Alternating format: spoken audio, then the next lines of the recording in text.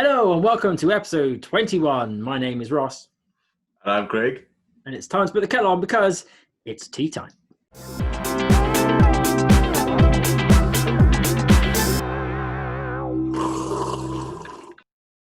Right then, Craig, what's in the news today? Cool. So I've got a nice piece on Boris Johnson's 10-point green plan. So where else should we start, really? That's kind of a big news in the UK right now. Number one. That's what I would suggest. Good shout. Yeah, let's go with that. So these 10 plans that they're looking to do, I think we know most of them already, to be honest, and we have discussed them by themselves. The way they're being petitioned is they're going to potentially make 250,000 jobs, so that's pretty cool. But what we can see from this is that Boris, he wants the green revolution to happen. And he wants it to happen on his watch. That's going to be good for him. And the 10 points are as follows. Number one, a ban on combustion engine sales by 2030 with grants for electric cars and funding for charge points. They've also kind of made a little thing saying that the sale of certain hybrid cars and vans will continue till 2035. So slightly cheating perhaps, but that seems to be a good thing. I think we already know about that, so that's good. Number two, a previously announced pledge to quadruple offshore wind by 2030 to basically produce 40 gigawatts, which will be enough to power every UK home. Awesome. Again, we know about this. We love the fact that the UK is going to become king of the wind. And number three is a move to boost hydrogen production with the promise of a town heated entirely by hydrogen by the end of the decade. So that's an interesting one because it is, yeah. We know how you feel about hydrogen. So, well, I'm just still a bit. We need to do a proper research on it. We need to do an episode on it. And if you agree with me, then put that in the comment below. But yeah, I'm still worried about hydrogen being the illusion of green when in fact it is not. Yeah, and that does echo what Elon Musk believes, I think. Does it? Okay. Well, him and I are usually on the same page, so. Yeah, I know he's hesitant with hydrogen, and that's kind of what China's getting into. I think he's kind of like said. Because I think you can do it responsibly, but I think you can also not do it. You can, and the fact that you can do it either way means that we won't know. They'll just say it's clean hydrogen, and that will just might mean cleaner. Yeah, so I mean, I'm not sure if there's a debate of which town gets powered by hydrogen, but I mean that could be Yeovil. You could be lucky there. So that yeah, you could see it firsthand how that works, or you could become a son. We're not sure how that's going to work yet. Number four. So there's an investment of £500 million towards nuclear power. So this is primarily into research and investment, and this basically is bringing along the next generation of nuclear power. And I think we've talked about what that next generation is going to look like, and that's nuclear fusion. So these guys are getting a bunch of that money because they are the future. And I think it's already been said that they see this now as bringing them into reality within the next 20 years, which I think is a really cool thing because, as we've discussed previously, this has been an ambition for decades, and we always seem to be close, but not close enough. Yeah, maybe that £500 million is what they need to get it done. So we'll find out in 20 years. Number five. £1 billion next year to fund and insulate homes and public buildings using the existing Green Homes Grant and public sector decarbonisation schemes. So we've also talked about these green grants before. Yes. Scotland, England, and Wales and Ireland, we have different rules. So Wales, we don't have them directly. We have to apply for different things, which is awkward. So hopefully that gets fixed. England have the proper green schemes and Scotland have their own thing. So check out where you are to see what you can get. But the idea is that you can get up to, I can't remember the numbers exactly, but you can get quite a nice whack Is it a third or something? Third off? Or yeah, I think so. Yeah, but can you remember the actual monetary amount? £5,000 or something. Yeah, I can't remember. It was around that. I can't remember exactly the number. Yeah. So yeah, just get your home insulated, which would be a good shout. Number 6 is an extra 200 million invested in carbon capture initiatives. So vague, but we'll see how that works I out. still don't like that one too much. No? Okay. Number 7 is a support for greener energies in aviation and maritime sectors, with 20 million committed to the latter. So maritime, sure we are discussed electric powered ferries, for example. Yep. Ships in general could be powered that way. Aviation is interesting. I'm not really sure what we can do there, but I suppose 200 million will. No, sorry, it's not 200 million. It's only 20 million. It's not a lot of money, really. So see what they can do with that. Not for aviation, no. Was that a couple of planes? No. Yeah, two or three. A couple of planes or technology that we already know how to do. No, but can't see that going too far. But I guess they're just looking into the possibilities of alternatives, aren't they? Just doing some research. I think so, yeah. I'm not sure if that's going to go to some guy who's just going to, I don't know, use his BTEC skills to convert a plane with leaf batteries or something. But number 8 is 30,000 hectares of trees planted every year as part of a conservation effort. So that's pretty cool. Well, so I still think it's the simple ones that are going to be the most effective. So yeah, plant the tree. I agree. Number 9 is a move to promote public transport, cycling, walking through new schemes, etc. So I think public transport is a big one because obviously that's taken a massive hit this year where people are working remote. People aren't using the trains and buses and they are dying. If they weren't already public funded, they would have definitely become so during this year. So improving them is a must, I think. I think that the main issue is that as we found out when we did our little video in Palma, it's more about, for me, redesigning the town centres for it to. I mean, yes, you obviously still need buses, no services need to work, but when you need to be generally out and about on foot anyway, or on your bike anyway, and then decide to add a bus into the route. And it's easier to do that if your city's designed that way. But if you've still got your cars driving right from the middle, then you've got some work to do.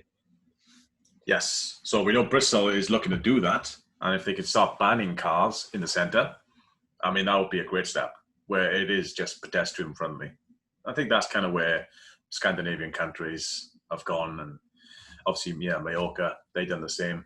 So yeah, it'd be nice to see a bit more of that. I mean, we have scooters now in Yeovil. Oh yes. Yeah, I've seen 2 electric scooter bays so far. I'm sure there are more, but I need to get the app to try out. But yeah, it's cool. Any sort of negative stories so far, similar to like Birmingham and Manchester?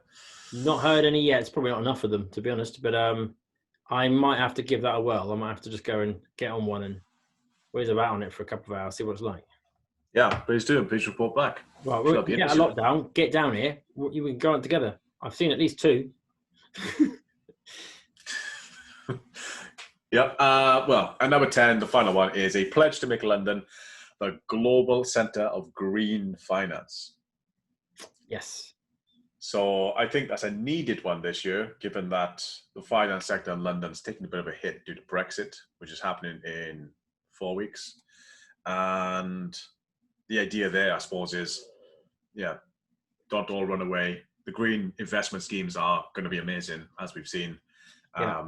Just investing in offshore wind itself is just astronomically I've been thinking about this whole concept recently, and it's like, what I've sort of noticed is that because we've got these new platforms, like in the UK we have Trading 212, in America it's Robinhood and Webull and things like that, which are basically apps where normal idiots like me can basically buy and sell shares. It's become a form of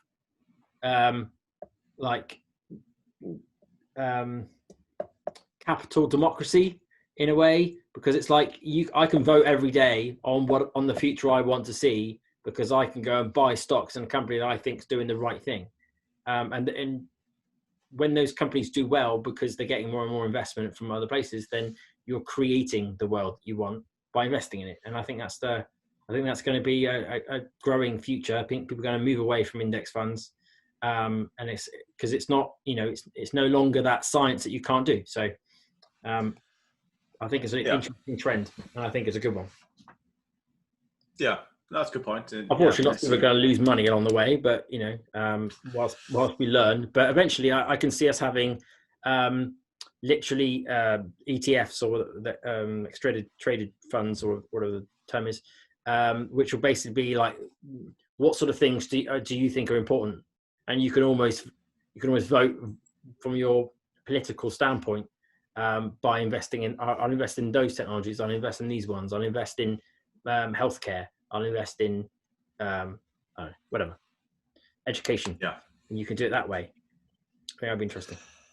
Yeah, I think the closer that gets to home as well, the better. I think we've discussed this before about voting with your tax. Like, if you have to pay 20% tax or whatever, that's fine. But let me decide where that goes democratically. Yeah. If I can say, I think 19% of my tax should go to environment, so be it. That type of thing. That'd be pretty good. So out of the 10 things that are part of the Green Plan by Boris, I think they're all pretty great. It's quite ambitious, perhaps. I think I'm probably most excited by the trees, because I think, the simple works. 30,000 hectares a year sounds pretty good. Based on last week's episode, we discussed the forest, the combined forest we're building in Wales. I imagine we will probably achieve that just in Wales. So it'd be nice to see what England's going to do with that. Yep. And also the ban on combustion engine cars. Well, yeah, it's a big step. It's a very big step. And this doesn't affect me personally, even though I do have a combustion car. But it does affect my in-laws, who are getting to the point where they want to buy up. And, they get literally to the point where they like to buy new. And this will be the last time they can. And I think that's quite cool. That is very quickly coming. I mean, at this point, I would probably, if anyone was thinking about buying a car, I would probably consider leasing it at this point. Yeah. Because I personally wouldn't want to own any car that's got a combustion engine in it right before they decide to ban them. Just the resale value of that is, I mean, obviously you're going to have used cars and that's fine, but yeah. I was going to say, maybe the resale will be good, because there will be people who don't want to go all in. There'll be people in combustion cars until into the 2050s, probably, just because they got away with it. I don't know if there'll be enough. There won't be enough. It won't be significant. But there's plenty of stubborn people, but when the point that it costs you less, all of a sudden their pride or whatever it is for being a petrol head will radically disappear. Yeah. Let's see how that plays out. Anyway, in other news, there's a new Monzo rival. And they're launching Britain's first eco-friendly wooden debit card. So that's pretty cool. I mean, it's very novel. Yeah. I'm not sure it's... it's great. Awesome. I don't know, is there a reason to go and bank with them, though, just based on a wooden card? I mean, it does seem like a bit of a gimmick. I don't know whether I'd want to know more about the rest of the company first. Yes. It's a shame that someone like Monzo couldn't just offer that as an option. But I'm sure they can. I'm sure they will, based on this. But the wooden card is a gimmick. It is a novelty. It'll be a cool thing to have, a little bamboo debit card. But I think the thing that caught my eye was how they're planning to spend their profits. So the company's called TreeCard, aptly named, because they promised to use all their profits to plant thousands of trees across the globe. So they are an international company. They're not UK-based, but they are launching in the UK so too. you say all of their profits? It plans to use its profits. It doesn't say all of it, but its profits. Subtle but important difference. Yeah. So either way, they're looking to plant trees. And I've signed up. And even though I'm massively low in the waiting list, I think there's about 105,000 people ahead of me. Okay. apparently I've done enough for them to plant 3 trees in my name. So that's pretty cool. I mean, it plants trees. It's eco. It's promoting it. I'm all in, but no, I'm not all in. I'm mostly in. Yes, I mean, I've already signed up. Obviously, it's free to do I'm that. so cynical these days, aren't I? It's just so many people say stuff and then they just don't follow through. So yeah, either way, I like the initiative. I like TreeCard. It sounds cool, and the way it kind of works is the more people I refer or other people refer, the more trees they plant. So if you are interested, check out my referral link in the description, and we'll plant more trees. I feel like they could have done something with the word plank, and bank.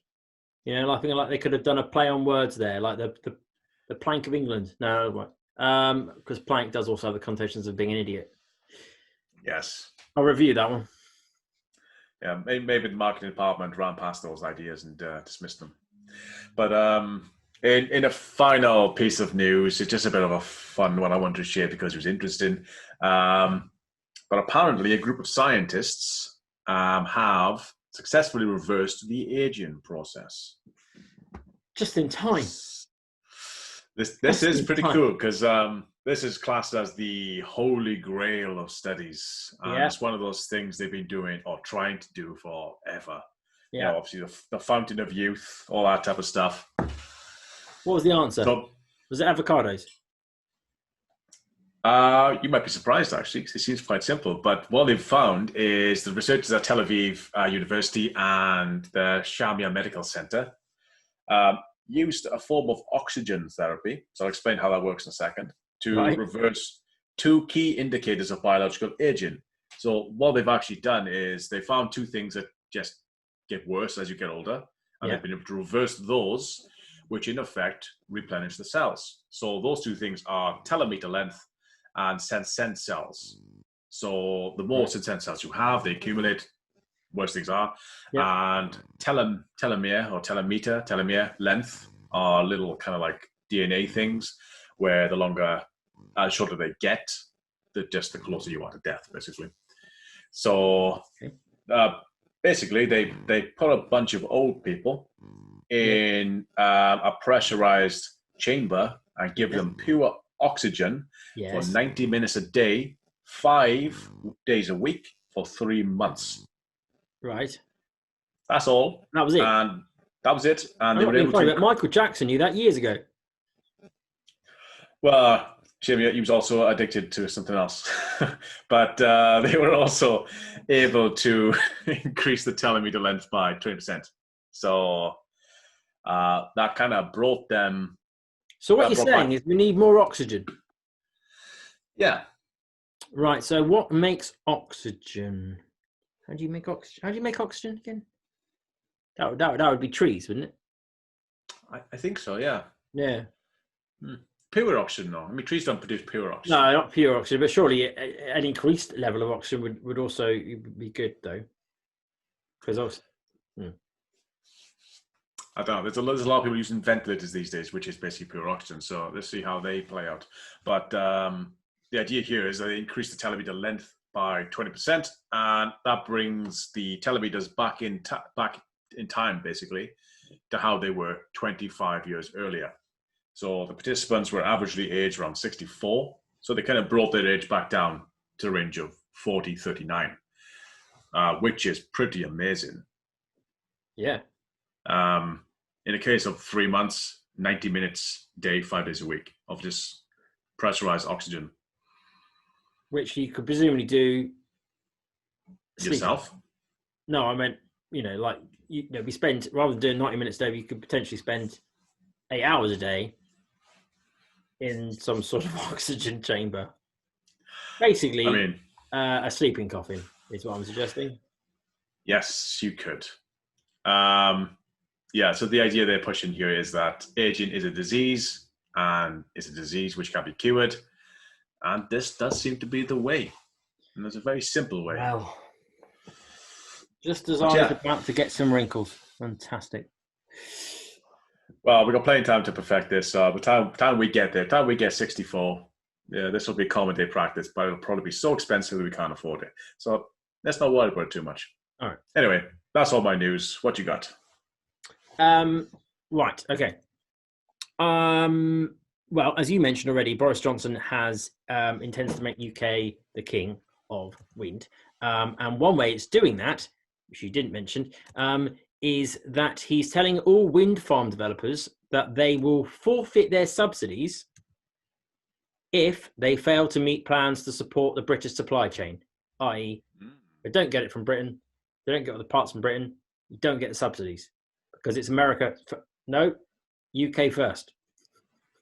Old. We have our little mini Trump. Yes. So, yeah, basically, they're trying to say there's no way, like, there's nothing better than British wind, and you should use ours. So that is one way of doing it. He's going the very nationalist approach, but he's only for the subsidies, though, to be fair. So I'm not sure that actually kind of makes some sense, I guess. I don't know. To think about that a bit more. But in a previous episode, we talked about some of the negatives of wind turbines, one of which was the efficiency of it. We already have since reported on improvements to the efficiency.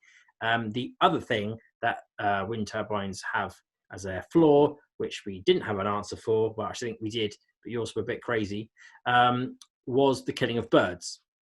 If you remember, yes. I believe you suggested that we should fly drones around the things all day long to scare them off. Well, there's a simpler approach, Craig, which I thought I would let you know in case you decided to get your drones license. And that is cut their wings off. What, the birds? Yeah, they can't fly anymore. It's not a problem anymore. No, is that the answer? No, that's not the answer. No, you can't save cruelty to birds by being cruel to birds. No, the answer is simply to paint one of the turbines black. Oh, really? Does that freak them out? Well, I guess it makes them see it more, because if it's a blur, like my hand is right now, if you're watching this on YouTube, then if it's, you'll see that one black one, won't you? You'll just see the one black one moving. That's pretty interesting. Apparently, just doing that will reduce the deaths of birds by 72%. Wow. I think add a speaker in there as well, making some eagle noises or something, and I think we're pretty much done. Wow. I mean, I wonder how many colours they went through before they found black and how many birds died in the process. I get a feeling they probably started that's really black, cool. To be honest. I think that's probably the only one they've done. Yeah. But anyway, I mean, there you go. That's really good. It was criticised. Wind was criticised as being a terrible, terrible idea. The two main issues that those people mentioned, or won't mention the name again, partly because I've forgotten him, but partly because I've been mean to them enough already, is we've already adjusted those. There's only been less than 6 weeks since we reported on it. So, technology, it's good. It moves forwards. Right, in a interview this week, Elon Musk said that Europe will get its own specialist cars designed for Europeans by Europeans, or at least people that live in Europe. Most likely a small, affordable car. The story he told was that he was driving around, I believe it was Berlin, in his Model X, and he got a first-hand experience of what it's like to drive around narrow streets and have tight parking. And so now he's realised that, unlike America, we're not trying to compensate for something, and we're quite happy with our small cars. So he's now starting to think that maybe he should design car. He should have within each gigafactory there will be a design studio where he can try and pull in the talent from the local area to design cars that would work best for that particular area. So we're going to end up with regional specific cars. And in Europe, he's already said it's most likely to be a small compact car. And he's also said that he wanted to make it affordable. So that's his main aim at the moment, is to bring down the cost. Is it like a micro Tesla 3 or something? Like a little, it's 3M. It's been the Model 2, I think it was is the standard name for it. But there's a really cool, slightly out of scope, but it's a very cool sort of feedback loop that's happening with this stuff at the moment.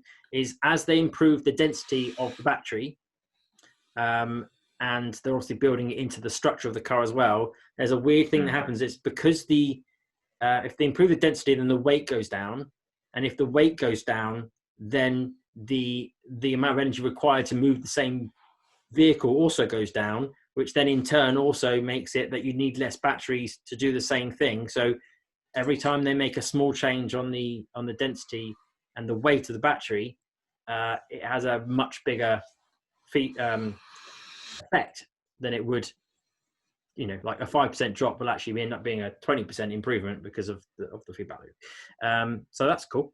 And it means that, it means it's more likely to happen sooner rather than later. So all very good.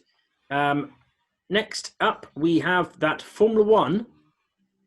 I'm a Formula One fan. You don't really do. You're not a big Formula One, but Formula One. I'm Welsh. What does Wales have to do with Formula One? You make a valid point. Yes, so Formula One is going sustainable, but not electric, because they can't really, because Formula E already exists. So we had Formula One, and Formula E came in and started, doing its own thing over here with electric. Formula One can't really go there, otherwise it's the same. So they've said that they are going to basically, by 2026, I think it was. Yes, it was 2026. They are going to have sustainable fuels. Now, what does that mean? What's that mean? Exactly. So they've not decided yet, but they are playing with a few ideas. One of which is synthetic fuels. Now, this is why that carbon capture thing makes me slightly nervous, is because the idea behind synthetic fuels is they use carbon capture to generate the fuel in the first place, and thus they deem that as being carbon neutral, right? Because they've taken it out of the atmosphere and then they've sent it back out in the atmosphere, and therefore I didn't add anything. What that doesn't account for is any other disgusting stuff that comes out chemical wise in terms of the process of burning it. So that's just only focusing on the CO2 thing. And there's already stuff about whether the CO2 link to the global warming link is as perfect as people have suggested. So yeah, I don't like that style of things, but that's what they're supposedly going. Although, that's just a conjecture by someone, or whoever wrote the article. We could just as easily go hydrogen, to be honest. I thought you might have said hydrogen, to be honest. Yeah, that seems the obvious one, but then I wouldn't rule it out. And to be honest, I think I would still prefer that to synthetic fuels, because we know that when you burn hydrogen, the output is just water, which I can cope with that. My worry with hydrogen is how you make it in the first place, whether you're using natural gas. I forgot the name of the reactor, but it's one that uses gas to produce the hydrogen. That's what I want to make sure we don't do. And once it's just called carbon capture, you won't know the difference between carbon capture that's using natural gas to make the hydrogen, and carbon capture which is using electrolysis and just electricity. They'll become one and the same, and then it'll just be, oh, hydrogen, it's clean. Except when it isn't. Right. Finally, unfortunately, some chilling news. And that was a pun. But it's actually quite shocking or worrying. Basically, temperatures recorded just 4 days ago show that parts of the Arctic are 10 to 12 degrees Celsius warmer than they were just 30 years ago. So one would hope that with all our science and all our models that we've done, that someone would have predicted this already, but well, we haven't. It's much worse than we thought. We don't seem to fully understand the link between the melt up, the ice melting and the temperature. There seems to be a disparity between there. So it currently looks like it might be much worse. And we also reported last week that we've got methane coming out of the permafrost. So worrying times. Basically, we need to get to the future that we keep talking about as soon as possible. Yeah, I mean, if that's true, and then we obviously find that to be conclusive, then the whole model of the Paris Climate Agreement of not allowing the Earth to increase in temperature by 2 degrees might be worse than that. Might be a hell of a lot 2 worse. degrees might be a lot more. If it's just whether it's warming or whether it's just more flooding, I don't know. We don't know, but yeah. it's But not. It's not good signs. No, if we're at roughly a degree now, say, and that's produced 12 degrees in the Arctic. Yeah. Yeah, if the Arctic is a factor of 12, say, that's mad. And that's despite the fact that it's already like full on winter in the Arctic. Like Yeah. the sun's set already. Hasn't, it's not, the sun isn't shining. The temperatures in October were higher. The melting was higher. And some of it, even in early November, I think still hadn't refrozen, despite the fact the sun hadn't come up. That is, that's fairly worrying. We might have a rather bad feedback loop there.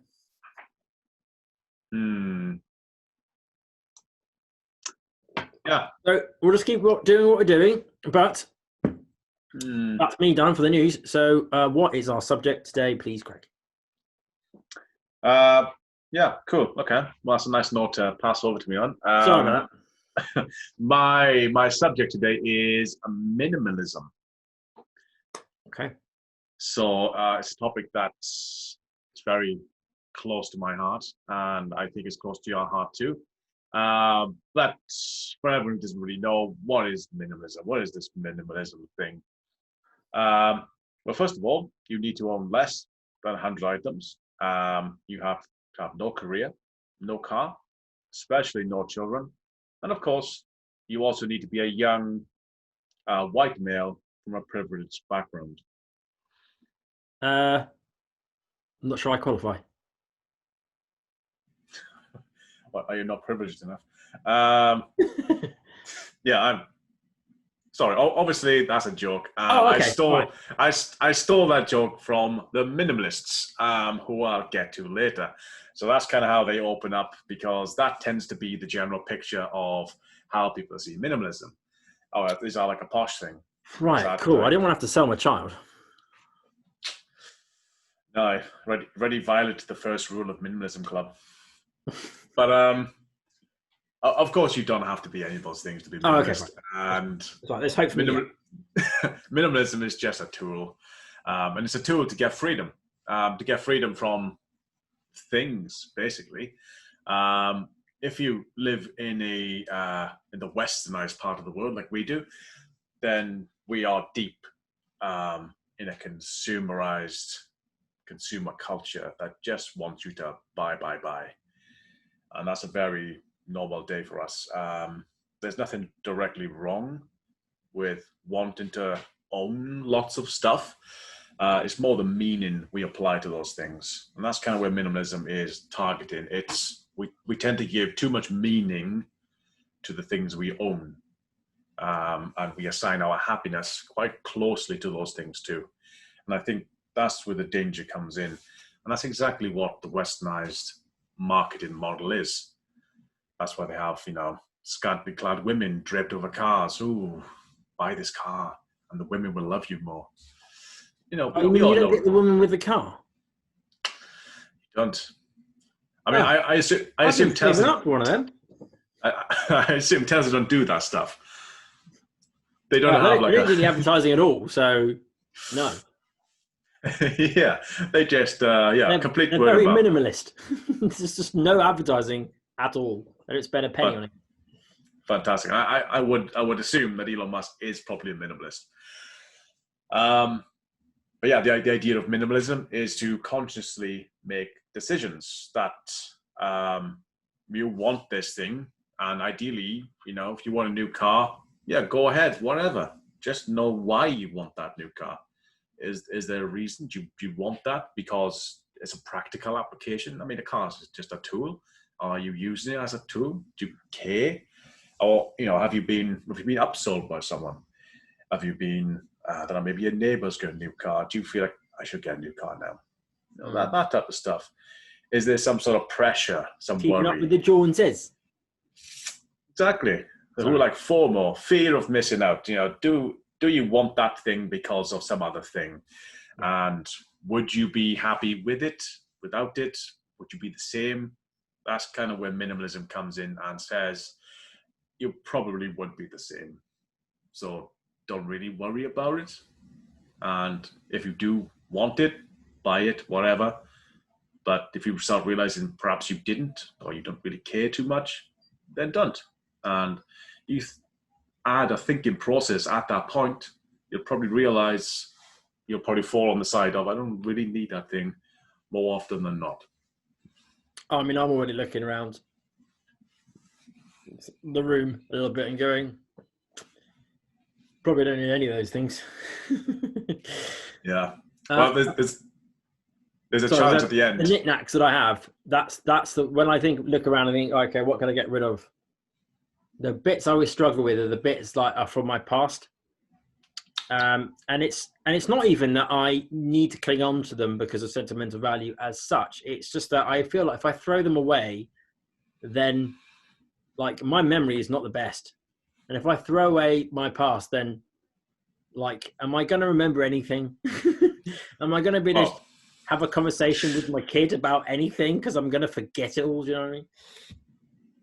I don't know. Maybe you will, maybe you won't. But yeah, what I tend to do with sentimental things is I take a photo of them, and I have a sentimental folder on Google Photos, which I put them all in, so I can remember those things. But then I do typically, recycle, donate, bin them. That's what I do personally. What do you do with trophies?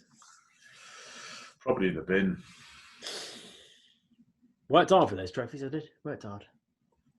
Anyway, go on, carry on. So minimalism, in a sense, we come back to how we actually feel about it, but minimalism comes in different flavors. One of the OG members of minimalism is Mr. Leo Barbuta, and he has a wife and 6 kids, but he is a minimalist. There are others who only have a backpack and they live in a tiny house. Yet they are also a minimalist. Like, those people are the same. And it's only how they think and how they assign meaning to things we would assume and associate with being a minimalist. You don't have to own, a handful of things to qualify. Yeah.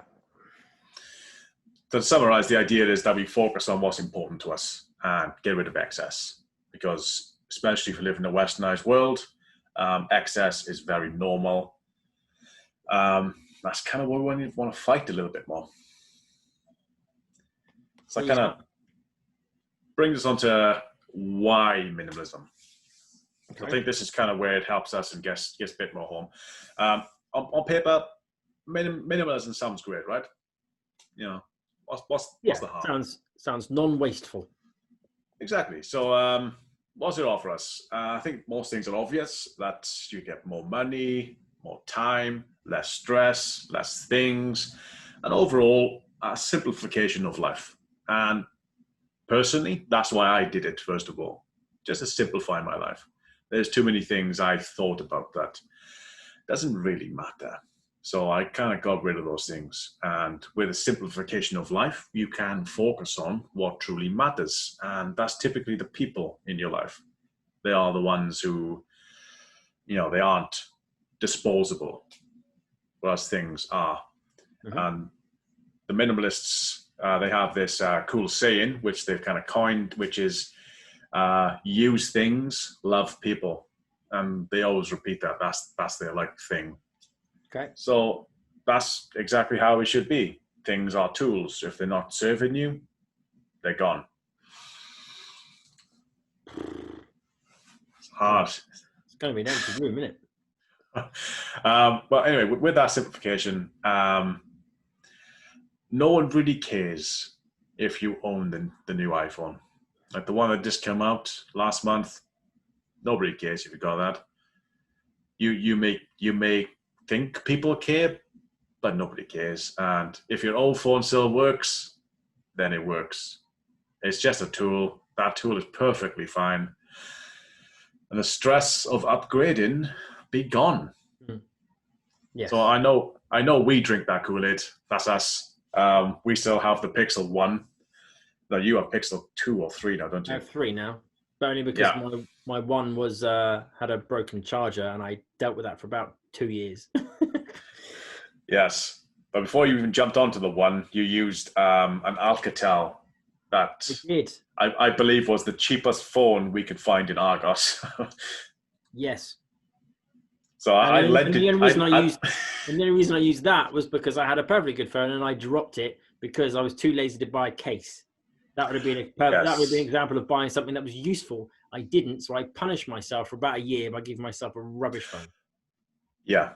So it was the phone I bought too because my phone also died. So it was my kind of last a month phone to try and get to a new one. I lent it to you, and yeah, you used it for a year when it was only meant to be a few weeks. So And then I cracked the screen. yeah. No, perfectly fine. Minimalism is what we need in society. In my opinion, it's our way of doing our bit for the environment. It's just the idea of consuming less and reducing all those things that harm the environment today. Yeah. So yeah, if you don't want the new phone or you don't need the new phone, which I doubt anyone needs it personally. If you don't need it, then don't get it.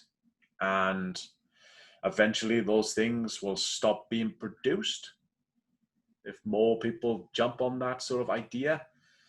I mean, consumerism is a one-trick pony. That's all it does, is it makes us feel our happiness is external to us. So we think that having the new phone will make us happy, and it's just kind of, I don't know, it makes it all external. And to us, it's the shape of a new thing where you want to get that phone and go, oh, I'm going to be happy with that. Get that car, oh, that's going to make me happy.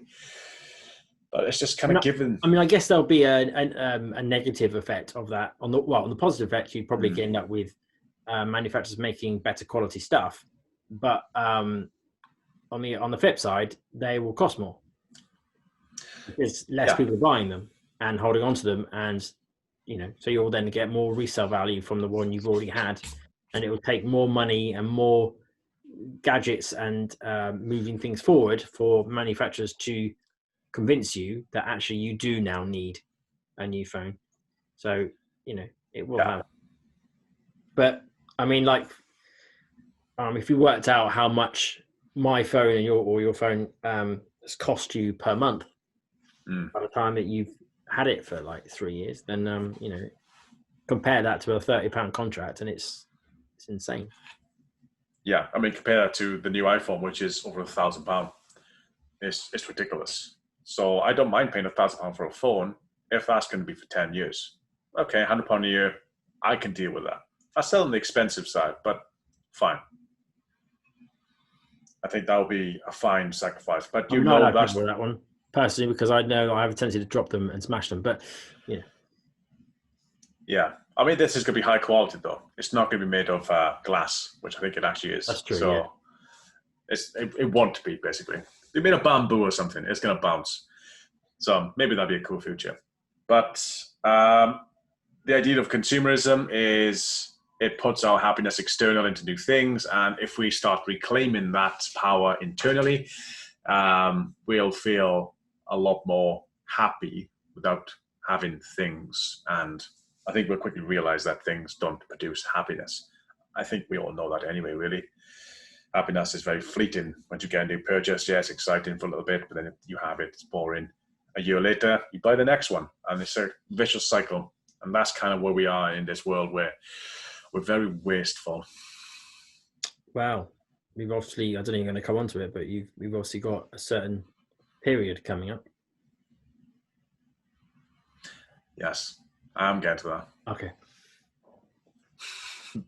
I want to just discuss reasons why first of all, but one of the big ways I've personally helped my consumption issue is through my clothing. So we've mentioned before, but the textile industry is the second biggest offender in terms of CO2 creation, and fashion changes every season to something marginally different from the last. And yeah, if you haven't noticed, or if you are an avid watcher of our videos, then you might notice that I pretty much always wear the same T-shirt. Yeah, my mum has commented. Has she? Yeah. Has she noticed? Yeah. She is the only person that's watched every video, so. Right. And she said, "Oh, why is that other guy you with? Why is he wearing red all the time?" Yeah, that's not even true. Even my mum doesn't watch this. Fair enough. But yeah, for any avid people who have watched us in the future when we're absolutely massive, you might realize I always wear the same top, and that's because I took a plunge this year to give all of my clothes to charity, besides the following items. And I kind of listed them up because I wanted to explain how little it was in comparison to what I did have. Okay. So I own 7 t-shirts, 3 shirts, 7 dead tops, 1 pair of shorts, 1 pair of jeans, 1 pair of trainers, 1 pair of boots, and a bunch of pants, bunch of socks, gym kit, a rain jacket, and 2 hoodies. And that's it. Still sounds like a lot, doesn't it? Well, I mean, it sounds like an expensive shopping trip, but when that's everything you own, then yes. No, not really. And how much of that stuff did you actually buy, and how much of it was given to you?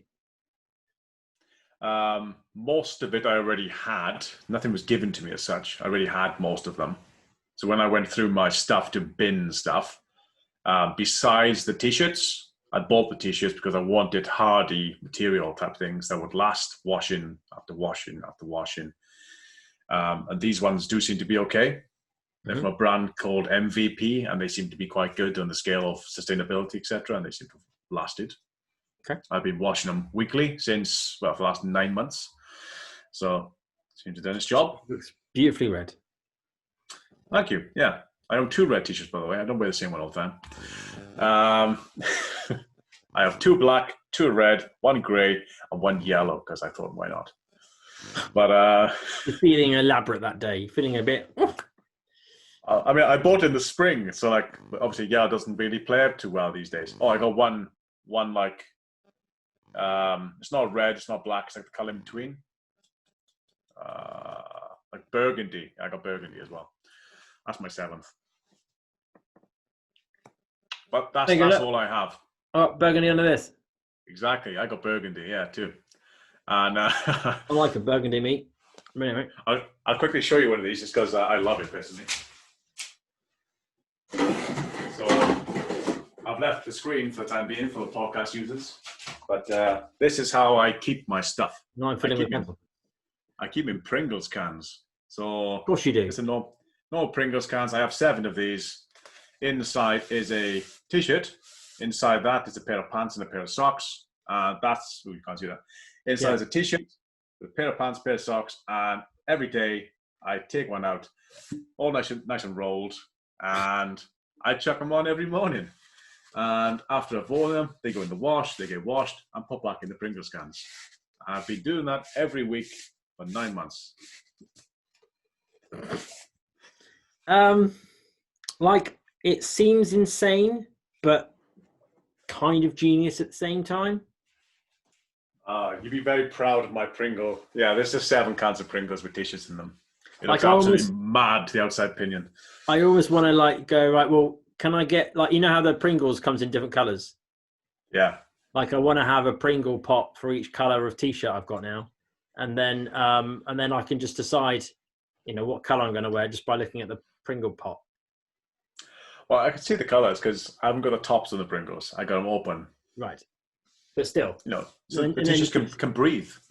Because the issue I have, you try and stack the t-shirts, but then it's like, you know, which one do I want today? And obviously, if you're just going to pick one, I suppose it doesn't really matter. But exactly, I only have 7. I have one every day, so I don't get if I like, for example, I'm wearing a red one today. Then I got 1 red one left. I got 2 reds. So far, I've worn my grey one and my black one, and I'll wear red one today. So my 7 days start on Monday. I wash every Sunday. And yeah, so might treat myself to the yellow one tomorrow. What? It's not going to rain apparently, so that's definitely a yellow day. That's not raining in Wales is the same as a sunny day everywhere else. Pretty much. So, I mean, that's my choices. I always wear the same shorts. I've worn the same shorts every single day for the last 9 months. These are also a hardy pair of shorts, and I'm so proud of them. I refuse to take them off, even though winter's basically here. They're gonna last me ideally a year of constant use. Right, hold That's my plan. on, but you just said that you wear the same shorts every single day, Yes, so they don't get washed, once a week. right? But you wash them, dry them, and put them back on the next day. Yes, That day you wear pajamas. yes. Okay, cool. Yeah. Please go on. Yeah, lovely. At the beginning, my wife thought it was kind of weird, Yeah, but she's slowly grown to love the idea, and she does often comment of like, "Are you still wearing those?" It's like, I may as well now. I'm almost there. My experiment was a year. I'm 9 months in. I'm getting to the harder part now. I'm not going to back down. We've only got December, January, February to go. What can go wrong? Only got winter. Yeah. Yeah. But in in this experiment, when I first decided to do this, I bagged up almost 10 black bags of everything else I own, and I gave it all to charity. So I was very, very ruthless because I knew, I mean, I'm not sure if you get the same sort of feeling. You probably do, where you have sort of like decision fatigue, where you got a wardrobe full of stuff. What do I wear today? I mean, we're kind of, because we're blokes anyway, we have less of a problem. Obviously, I think women have it a lot more because fashion is pushed to them a lot more than it is to us. Yeah. Like for us, a pair of jeans goes with everything. Yeah, Everything. I can't say I spend an awful lot of time deciding, really. No. My main issue is that I didn't buy anything. I very rarely buy myself clothes. They normally come in some sort of like birthday present, Christmas present type thing. Probably because my family are trying to tell me that you really should buy some new clothes, Ross. So then I end up in a situation of my biggest problem is throwing stuff away, not because I want to keep it, not because it's sentimental, just because I don't like the idea of wasting things. I don't like the idea of throwing things away that are still useful, even if I don't need the use for it. So that's where I struggle, and that's where I have to push myself to go, actually, okay, sell that or give it to charity or just give it away or whatever. That's the bit where I struggle, because I think, well, if it works, even though I don't really want to wear it, I could just wear it on the days where I'm definitely not going to go out, and then it's still got good use out of it. Do you know what I mean? But the problem is I have a mishmash of different clothes that I would rather not have.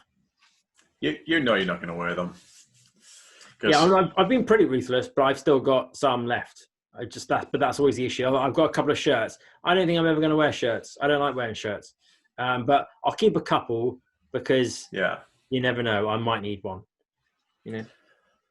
Yeah, you might do. So I have a couple of shirts. I have 7 t-shirts, but primarily I just wear t-shirts. I do wear shirts sometimes on smart occasions, like date night and stuff. I have 2 to choose between, so that's nice. And I have 1 pair of jeans. So yeah, I mean, jeans are amazing. Jeans and shorts, like they're an amazing creation, and those jeans will last forever. I intend to make them last forever. So I realized by doing this, and I've done this for 9 months, as you say, I do school runs and stuff every day. So I pick my daughter up. So I'm in a place where there are people who could potentially judge me. And what I realized is nobody cares. Or notices, probably. And if they do, seriously, you must have really nothing to do. Absolutely no one cares. No. Yeah. Absolutely zero judgment. So like at the beginning, I was thinking, I got 2 red t-shirts. If I'm wearing my red t-shirt today, I better not wear my red t-shirt tomorrow, even though it's a new red t-shirt. I don't want people to think that I'm still wearing the same one. Hi there. Yeah, me again. Before you ask, don't worry, it's a different one. Exactly. Yeah. But I did think that at the beginning, but then I started realizing I started doing it on purpose, and I would wear 2 red t-shirts in a row, 2 black t-shirts in a row. I realized nobody cares still. Probably no one even realized I was wearing yesterday. Nobody cares. I do daily Zoom meetings for my work, and again, nobody cares. So I've quickly realized fashion, irrelevant. Nobody cares. So I encourage you all to do something similar.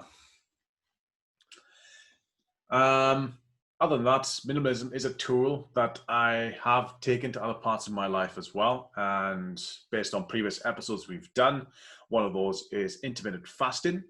That's basically a minimalist diet. You can't really get any more minimalist than just eating less. Yep. So less food, less to worry about. Perfect minimalist diet. Other than that, another episode we've done is kettlebells. So I have a couple of kettlebells. And they are my perfect exercise weapon, because that's all I need is a couple of kettlebells and I could do a full workout. And yeah, they're super minimalist little things. Just swing them and you're happy. You can't really get much more minimalist than that. So I think those things really work.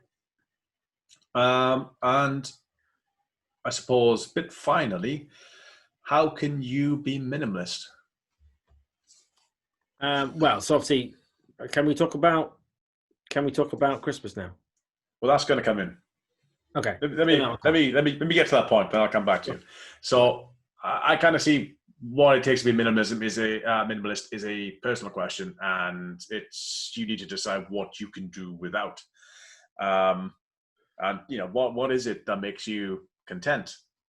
Do you have excess clothes like me, or maybe you, I don't know, have a random candle collection that you just never use and it never sees the light of day?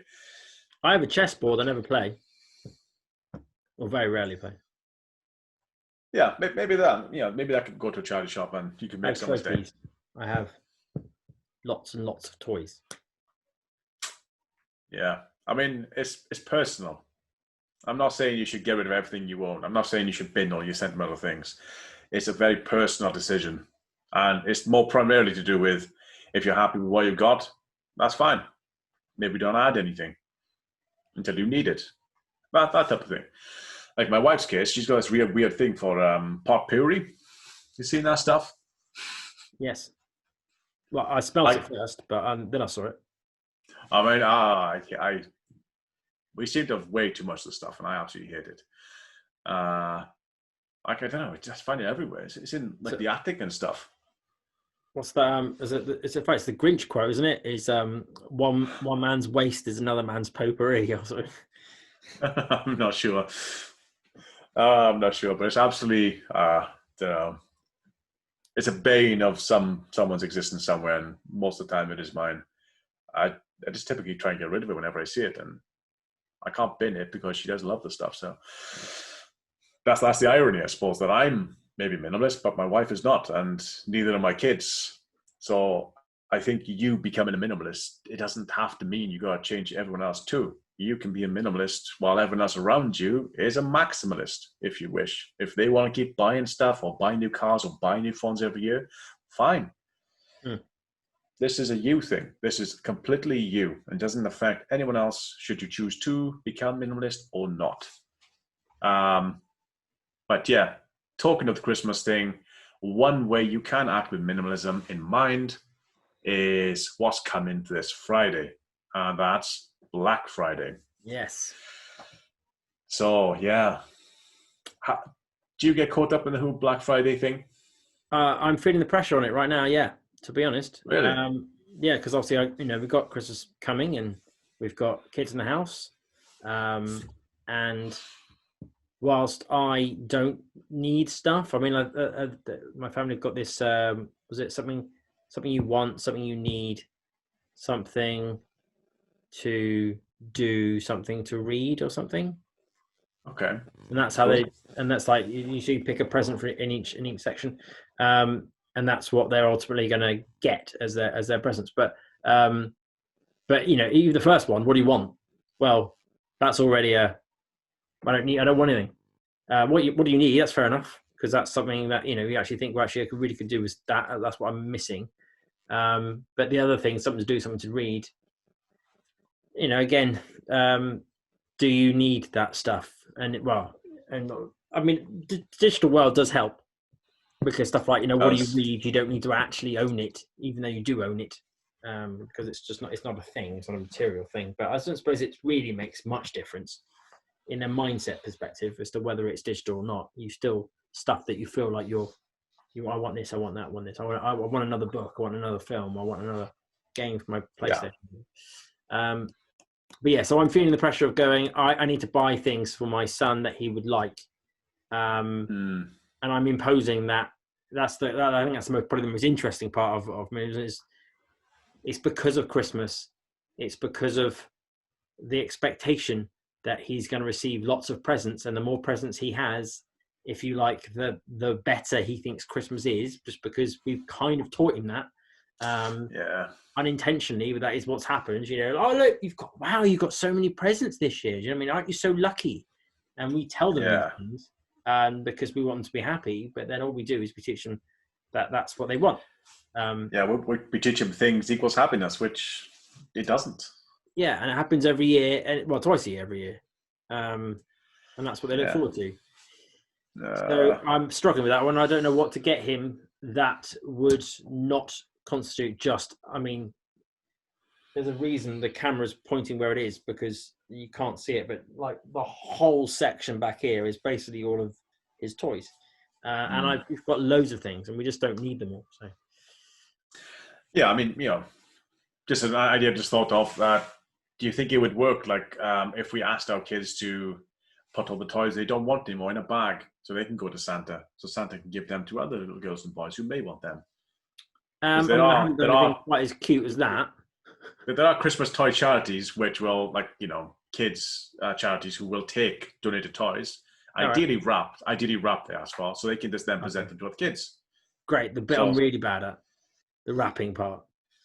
So I went through I've sold a few. I usually sell it for, if it's for anything else, I try and get as much money as I possibly can and get the best. But when it comes to kid stuff, I'm so, something about becoming a father, it just makes me go, oh yeah, just a $5. It's something I bought for like 60 quid a year ago. It's like, yeah, just take it. It's fine.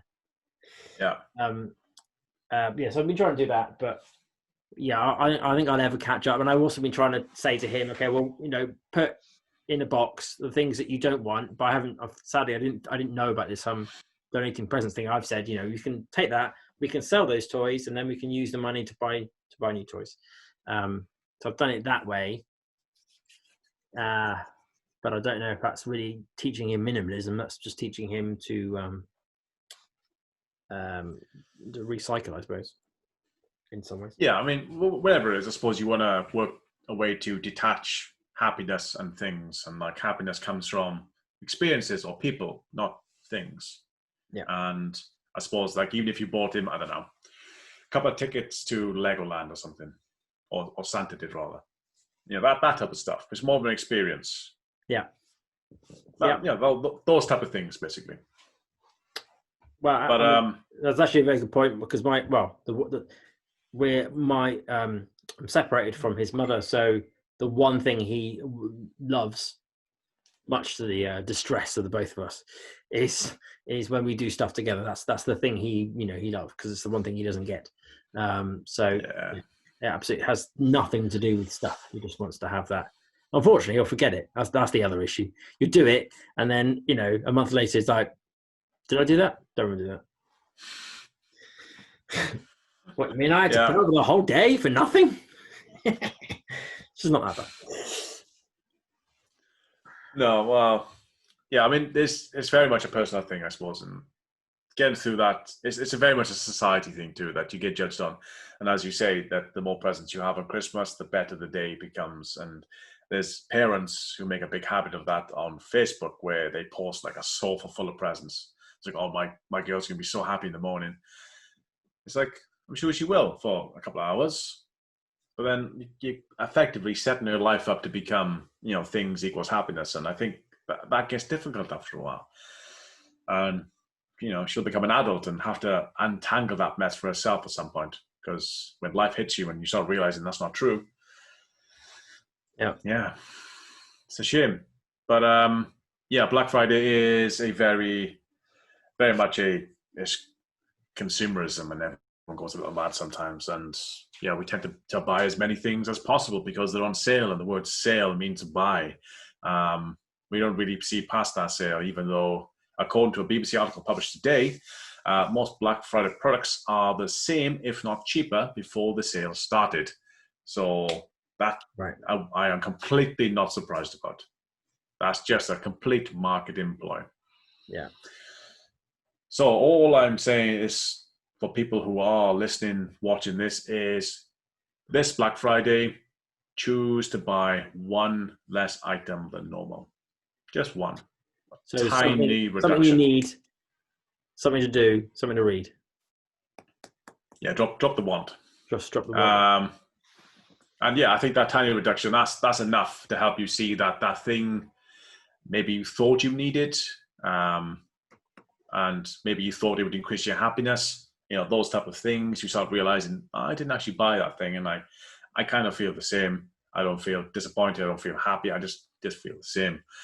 And I think the idea is, over time, you can experiment by reducing other areas of your life which may be in excess, until you reach a point where you can't go beyond. And that's your personal threshold. So yeah, if you want to keep your trophies, keep your trophies. If you don't feel like you can get rid of those, fine. You don't have to. But yeah, if you get to the point where you feel like you can't go beyond where you are, then you're a minimalist, because you've thought about the reason of those things. You've looked at your trophies and you think, yeah, they are important to me. I like looking at them and remembering those things I've done. Fine. That's perfectly fine. But the fact that you've looked at those and you want that, you've realized, you've thought about that, that's good. It's a really good thing. And that's basically what a minimalist is. Earlier, I did mention one group of guys called the Minimalists. They have a podcast and a blog full of ideas on how you can transition into a minimalist lifestyle. I'm a big fan. I recommend you check them out. The link's in the description. But one thing they push, I suppose, as an idea of something you can play with, and as an act I'd also like to encourage, is they call it the 30-day minimalism game. This is how it works. You find a friend, colleague, family member, whatever, who would like to minimalize their life, and invite them to challenge. So for example, we could do this if you're interested. Be hard for us because we're closer to that minimalism survival. You're closer than I am, so I've got ways to go. Okay, so what the idea is then, the idea is simple. Each person gets rid of one thing on the first day of the month, 2 on the second, 3rd on the 3rd, 4th on the 4th, etc. And anything goes. So you donate, you bin, you recycle all the items out of your life by midnight.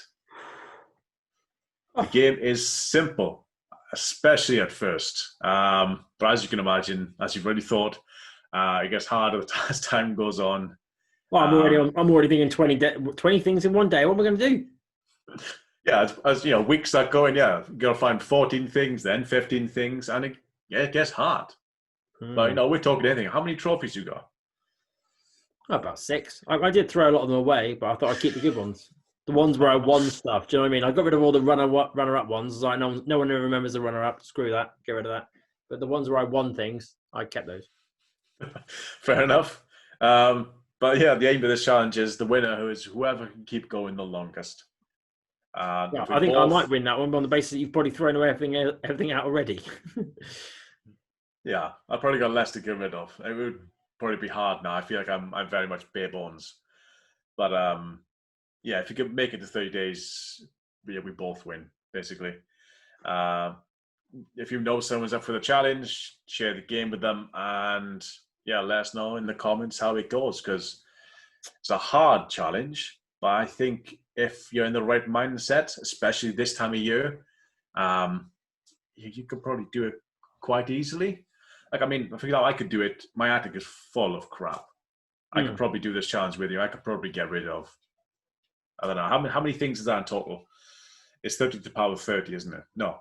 How's it work? What's the maths? What's the word for it? Factor, is it? Yeah. 30 factor or 30? I can't remember what the word is. But yes, yeah, whatever the maths is, it'll be a few hundreds. 29 plus 28 plus 27. It's that exclamation mark in maths. Yes. So whatever that calculation is, it's a few hundred items. I reckon I could probably do that out of my attic, because my attic really does need to sort out. I have boxes of stuff from like old houses and stuff. So I reckon I could probably do it if you ever fancy that challenge at some point. But for anyone else listening, I'm wondering about a possible adaptation of that. okay, Partly to make it easier for myself, if I'm honest.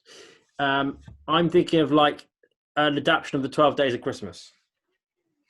okay, yeah. So not 12 things, but on the 12, just each day of those 12 days, you basically show a box of things that you're going to get rid of. It might have to be a big box or a small box, but each time you're going to go, right, I'm going to get rid of this on the first day, this on the second day, this on the third day, as opposed to having to try and find. Because the problem is, if we said I got to find 25 things, I'm likely to go and find one of Ethan's toys that has like 25 small little blocks, and it's going to go, yeah, there you go, got ya. Or 25 little separate cars or something. Whereas if it was day one, I was going to say, I reckon you would have exhausted them much earlier on, but yeah, I get your point. But yeah, a 12 Days of Christmas, which is because it's always before Christmas. So if 12 days before Christmas you get rid of 12 loads of stuff, then I think that's a good shout. Okay, I mean that could be a nice spin on it. Either way, it achieves the same aim. It makes you think about things, and like, yeah, could you find 25 items to get rid of? I mean, you probably could, actually, thinking about it. If you sat down and did it, but the idea is you would look around and you would size up everything you have, and you think, I like that. Oh, that's gone. That's gone. Yeah, I like that. Yeah. Because that's kind of what it's all about. What can I not get rid of? That's essentially what you're asking yourself at that point. What can I not get rid of? Okay, no, I can't get rid of you. Like the TV. I'm sorry, you have to, because I'm going to have to find something else. I need to throw away something. So, I mean, I've got a deflated balloon over there. I mean, I don't know how long that's been there for, but I can definitely go. Exactly. So that's day one sorted. But like, as you said before, you had shirts that you think you may wear at some point. So maybe you would resist the urge up until day 10 and they think day 11, yeah, they got to go now. Gone. That type of stuff. Yeah. So it's a very interesting challenge. So if you fancy it in the new year, let's do it. 12 dumps of Christmas. So I'm going to go for it. Yeah. And if you can donate them, even better. Ideally recycle, but obviously that's a lot the biggest can't be issue. recycled. That's the biggest issue is, I mean, like, you know, so I've sold a bunch of stuff in the last couple of weeks. But, you know, each one takes like a week or sometimes to sell it. So, you know, because I'm not trying to throw it away if it's got value, because that's just silly. But you could donate it. Yeah, if it's that sort of thing, that's, you know, but like, you know, some of the things I have are quite expensive and I'm thinking I don't want to just give that away. Call me tight, but, you know, paid money for them. So, you know, if I was a rich man, then yeah, sure, why not? But I'm not. Cool. Anyway, that's all I have. So there's 2 acts in there. One act is to buy one less thing for Black Friday, and the other act is to have a look at the 30 Days of Minimalism game. Give it a try with a friend. All right. Well, we'll leave it there. Thanks very much for watching, and we will see you next week. Bye-bye.